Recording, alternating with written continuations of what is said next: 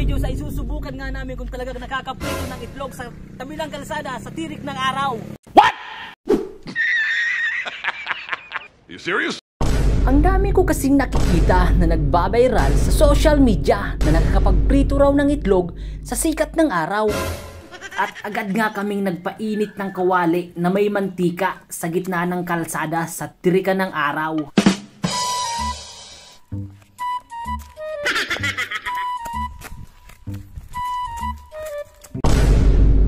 At binilad nga namin ito guys ng mahigit 2 oras mula alas 11 ng tanghali hanggang alas 12 ng tanghali dahil gusto talaga namin malaman kung makakapagprito nga ng itlog sa tirik ng araw sa gitna ng kalsada.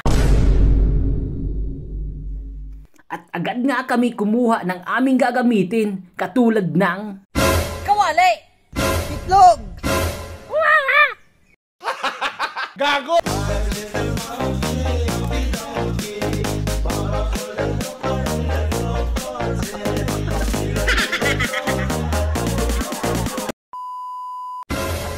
natin malalaman kung talagang makakaprito ng itlog sa tirikan ng araw.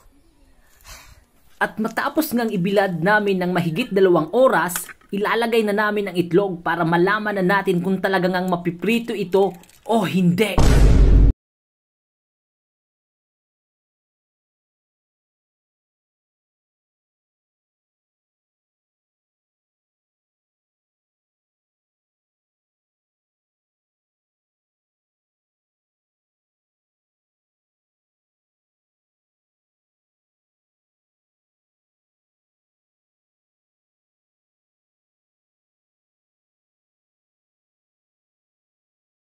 Malungkot isipin na nabigo nga kami na makapagprito ng itlog sa tirikan ng araw.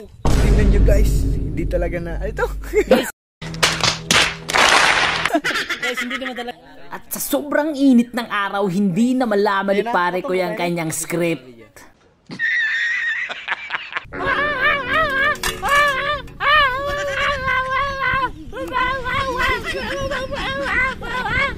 Sa halip, ganito talaga ang ginagawa ng mga vlogger na nagbabiral ang mga video.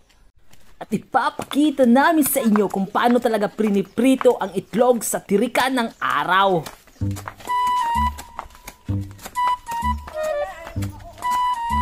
Guys, ganito talaga ang ginagawa nila kaya nagkakaprito sa tirik ng araw. Guys, mainit na guys. Kailangan na natin itong itakbo baka lumamig. Run.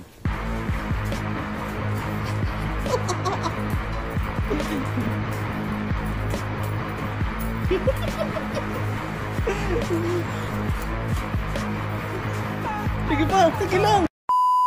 Ganun lang talaga ang ginagawa nila guys. Sa tingin ko talaga guys, ganun ang ginagawa nila. Kaya nakakaprito sila sa tirik ng araw. Panipaniwala kasi may mga cut ang video. Pero wala namang problema kahit pa mag-lechon sila dyan ng isang buong baboy sa tirikan ng araw. Ang akin lang, gusto ko lang maipakita sa inyo kung paano ba ginagawa ang pagprito ng itlog sa tirikan ng araw sa gitna ng kalsada.